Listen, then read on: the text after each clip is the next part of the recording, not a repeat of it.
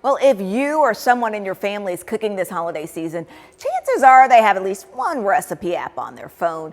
Our consumer technology reporter Jamie Tucker has a suggestion to help preserve those recipes handed down for years.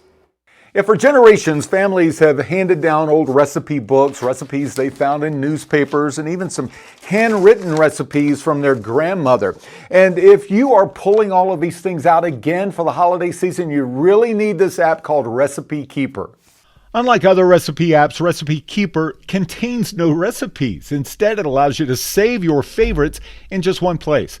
If you run across a recipe on a website, you share it to the app to save it. No bookmarking or saving the website addresses. If you see a recipe you'd like to try on TikTok or Instagram, you can save it to Recipe Keeper as well. But my favorite feature is saving handwritten recipes. This one is from my late grandmother for cornbread dressing. She wrote this down in her handwriting. I could lose this forever, or I can preserve it in the Recipe Keeper app. You just take a photo and the app converts it to a digital file. All of the ingredients and all of the directions in easy to read text. It also saves a photo of her handwritten note. You can create a family cookbook with all of those handed down recipes and share them with everyone.